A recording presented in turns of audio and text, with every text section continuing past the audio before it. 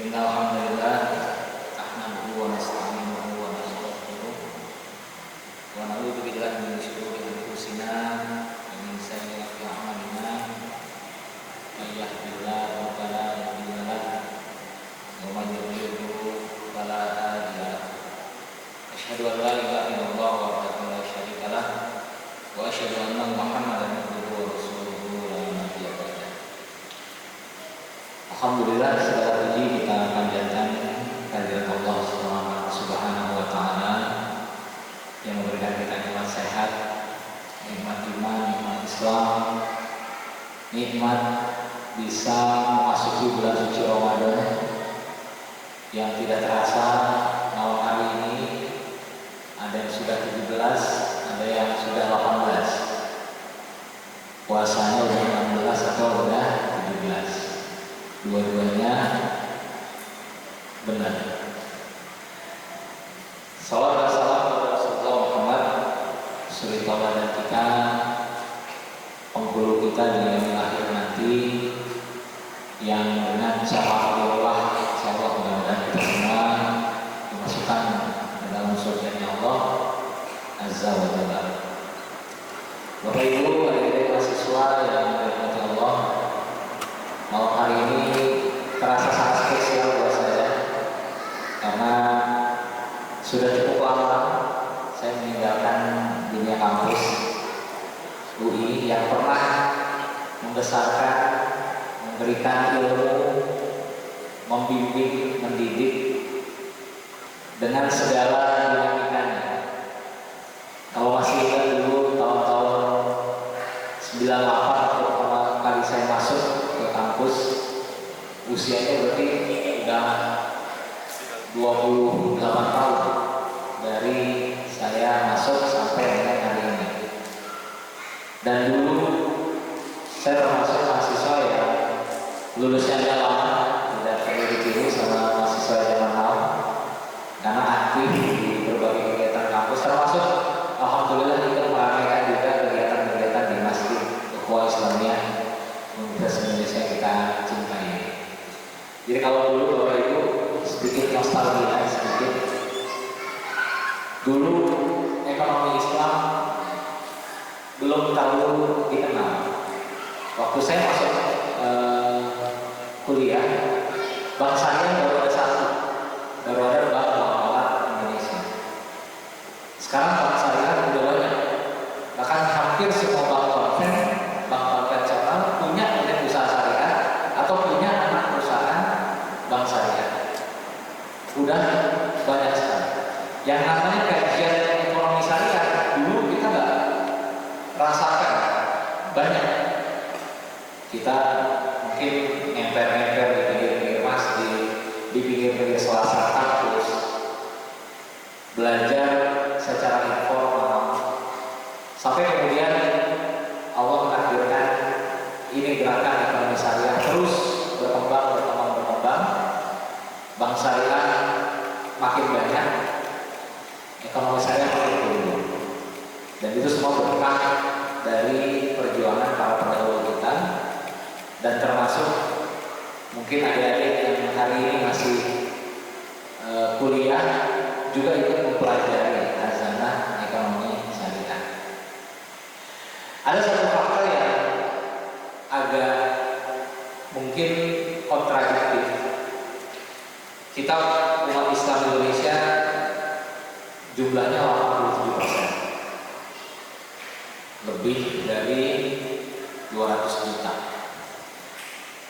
Market share atau pangsa pasar barang syariah di Indonesia masih kisaran 7 atau 8%. Jadi penduduk muslimnya 87%, bank syariahnya masih 7 atau 8%. Jaraknya jauh sekali. 7 sampai 8%. Pertanyaannya, kenapa bisa terjadi? Kok bank syariah masih belum banyak diminati atau belum banyak orang Islam atau Muslim yang berbank di bank syariah? Kita cek aja di sini. Siapa yang belum punya rekening bank syariah? Angkat tangannya. wajar kalau pangsa pasar perbankan syariah masih 78%. Karena jamaah mahasiswi yang punya rekening bank syariah masih 78% ya. Jadi cara paling sederhana untuk meningkatkan market share perbankan syariah, jamaah mahasiswi buka rekening bank syariah ini. Langsung naik. Nah, kalau saya mencoba mengambil ibrah atau hikmah dari perjuangan para pendahulu kita. Indonesia ini merdeka tahun 1945. Setelah mengalami penjajahan, perjuangan membebaskan diri dari penjajahan itu ratusan tahun. 350 tahun atau 3,5 abad kita sudah merasakan harta kekayaan kita dikeruk oleh VOC, oleh kerajaan Belanda. Belandanya makmur, saat ini jadi salah satu negara yang kaya. Indonesia kemudian harus mengalami nasib dieksploitasi. Namun yang menarik adalah perjuangan pergerakan kemerdekaan Indonesia itu silih berganti.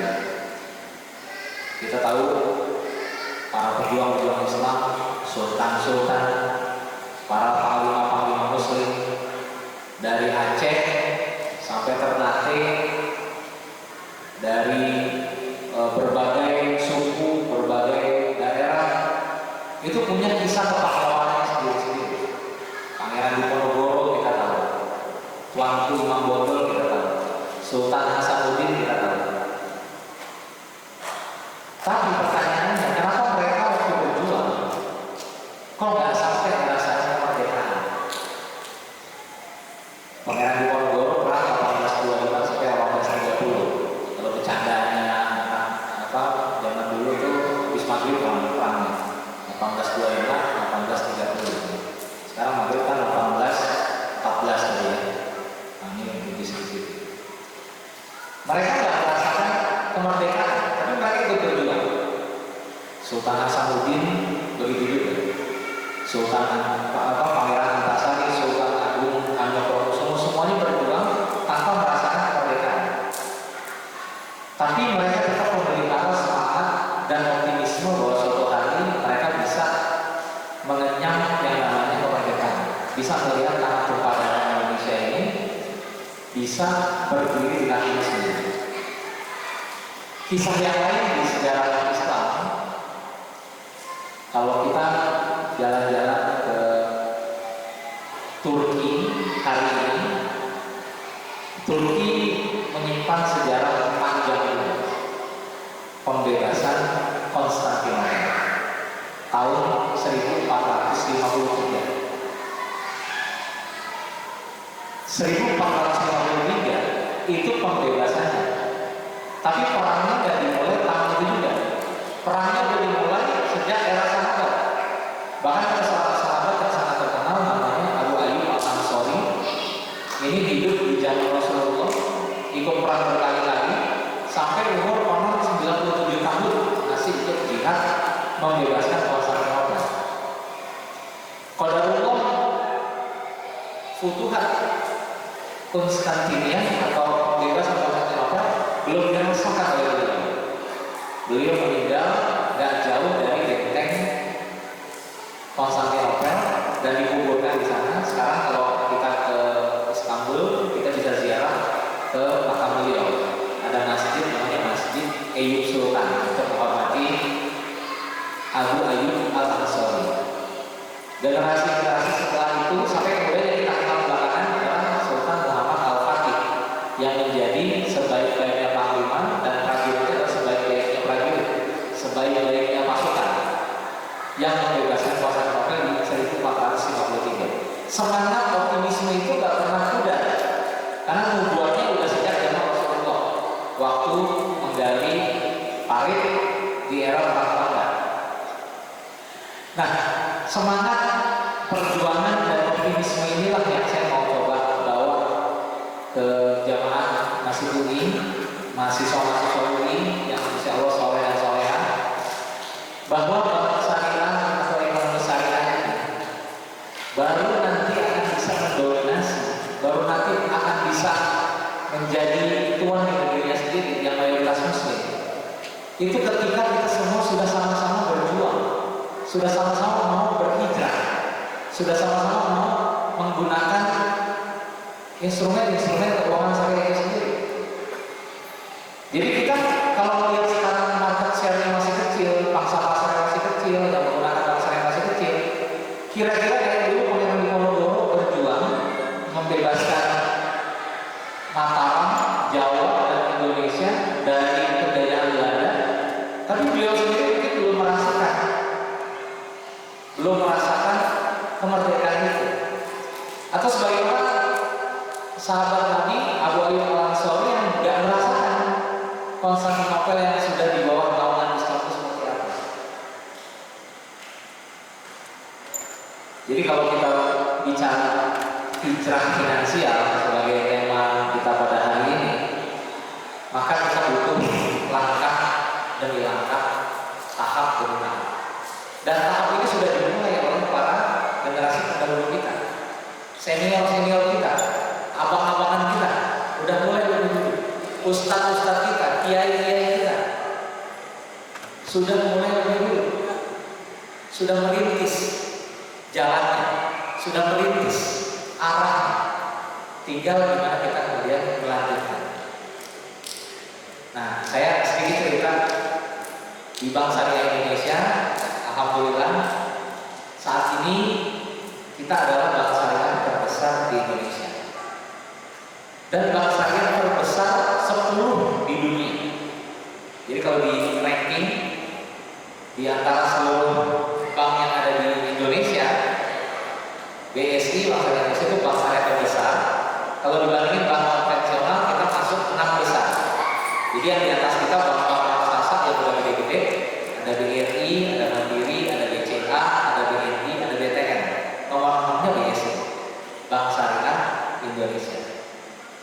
Kalau bank syariah yang lain masih agak jauh dari kita, tapi kita doakan mudah-mudahan cepat bisa mengakselerasi pertumbuhannya sehingga bisa umat punya banyak pilihan.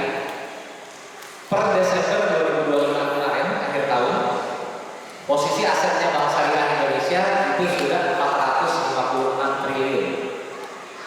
456 triliun. Kalau dibeli cendol banyaknya mungkin Danau UI mungkin lebih kan. Itu aset perbankan syariah. Itu aja masih kecil kalau dibandingin sama bank-bank yang konvensional. Nah, yang menarik, pendekatan yang digunakan bank syariah mengalami metamorfosis, mengalami peralihan. Waktu era Bapak lahir 1992, kemudian setelah itu disusul Bank Syariah Mandiri, ada BNI Syariah, dan seterusnya. Yang kemudian 3 bank syariah milik Bank BUMN ini bergabung, merger jadi satu, BSM, BNI Syariah, merger jadi satu, yaitu BSI. Di tahun 2021, maka konsolidasi ini kemudian melahirkan cara baru dalam berbank syariah. Nah, ini saya mau sampaikan kepada jamaah sekalian bahwa peralihan atau transformasi ini ternyata mengikuti perkembangan zaman. Jadi kalau dulu cara kita mengajak orang ke bank syariah itu menggunakan ayat-ayat riba. Banyak ayat-ayat riba. Dan itu bertahap. Dimulai dengan ayat yang mengatakan bahwa ada ini seperti khamar ya. Khamar itu ada manfaatnya tapi mudaratnya lebih besar dari itu. Nah, riba kemudian dikiaskan juga dengan khamar.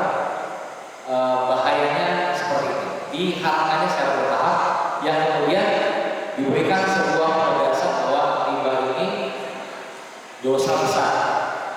Dulu pendekatan kita mengajarkan atau mensosialisasikan ekonomi syariah, keuangan syariah, banyak menggunakan pendekatan seperti ini. Dan ini cocok untuk kalangan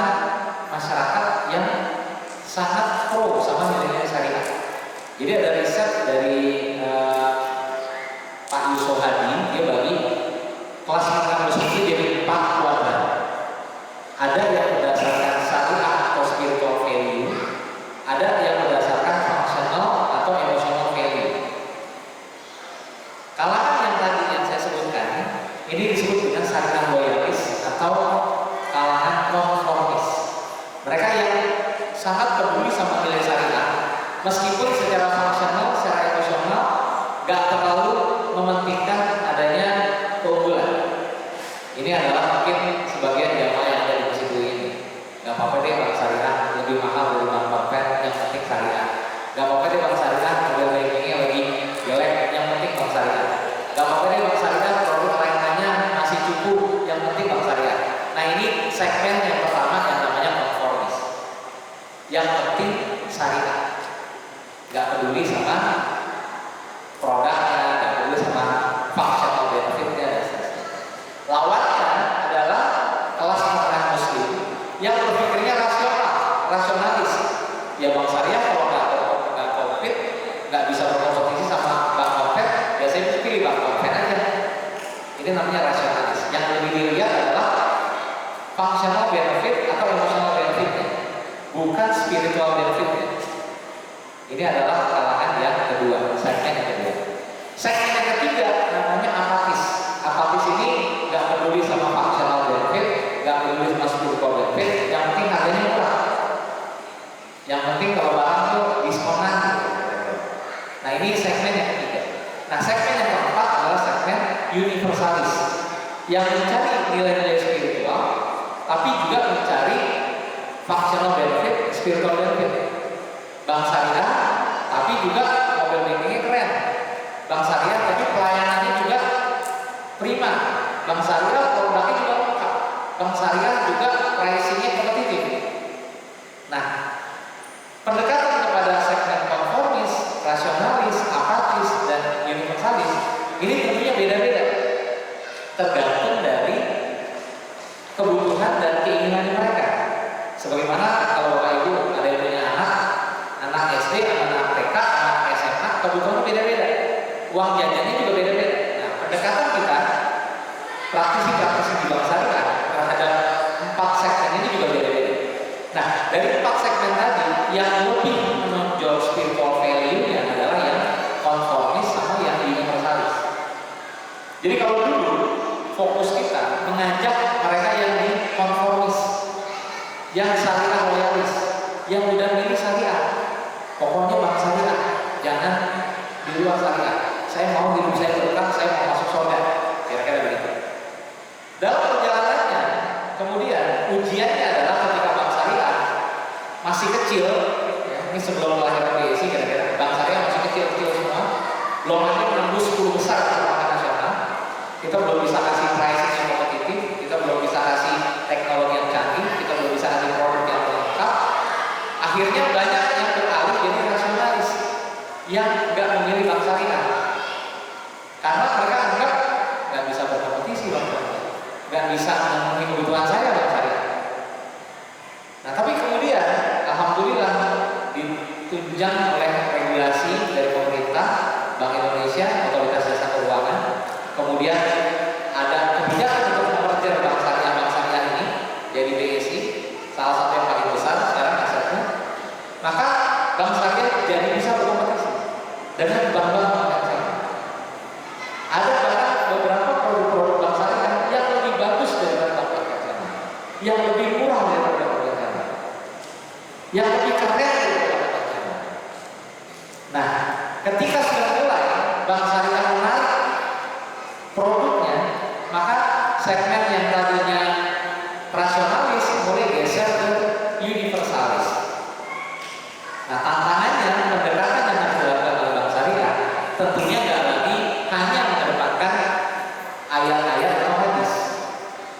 Ayat atau hadis itu referensi utama kita, tapi tetap yang dilihat sama nasabah tetap kehandalan produk, tetap kemampuan menyelesaikan problem yang dihadapi oleh nasabah. Nasabah butuh beli rumah, KPR-nya mudah dong di Bank Syariah. Nasabah butuh usaha, maka Bank Syariah juga bisa ngasih kredit usaha rakyat dan seterusnya dan seterusnya. Nah, inilah yang kemudian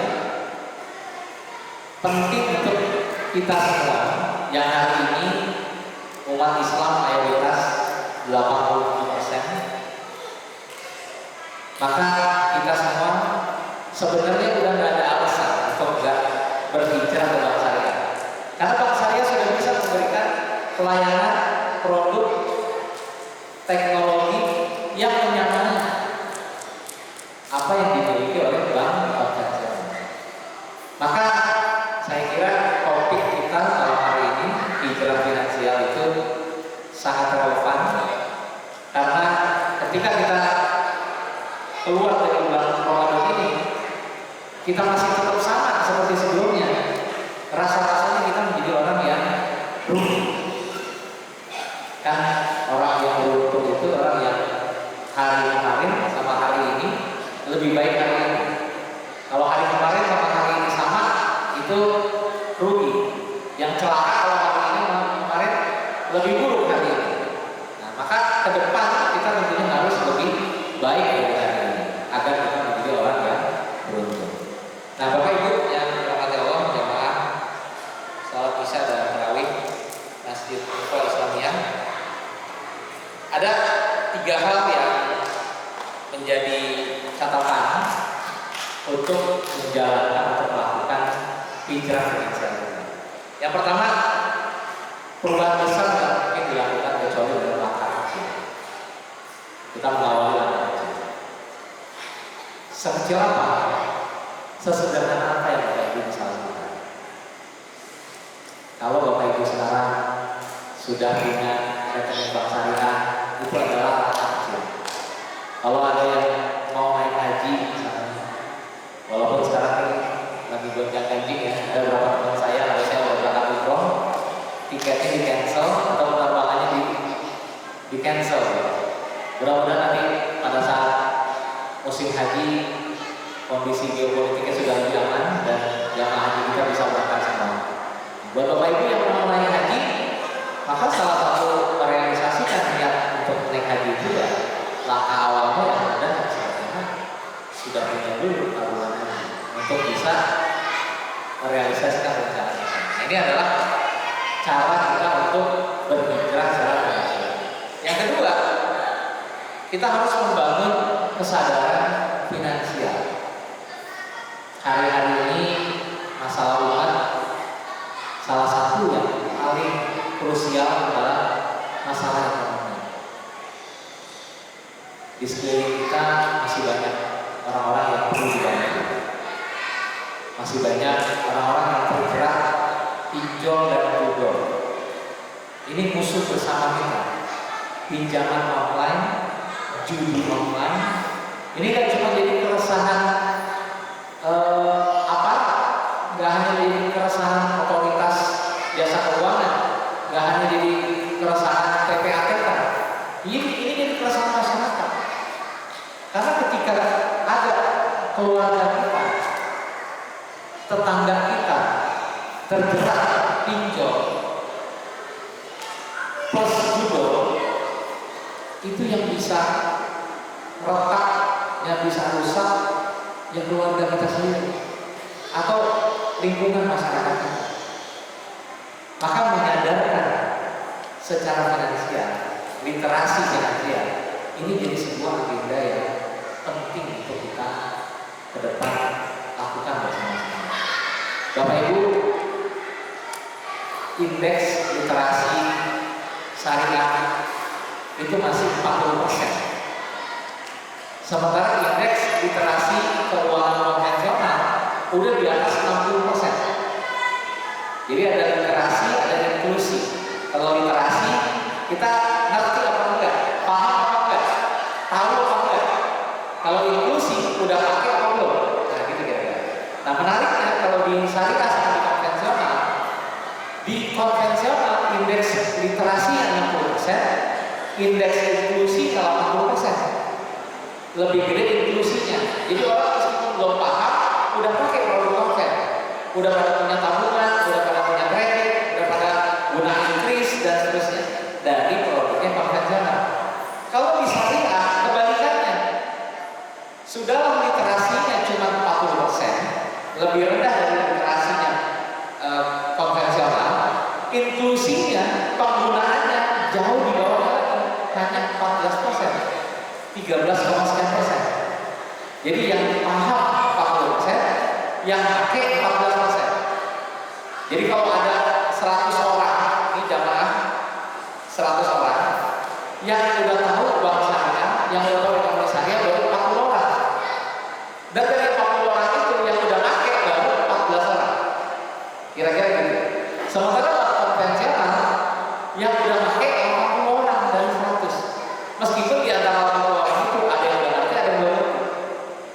Nah ini tantangan kita, membangun kesadaran bahwa keuangan syariah itu penting dan kita perlu untuk bergabung dengannya, ikut dalam gerbong barisan ini.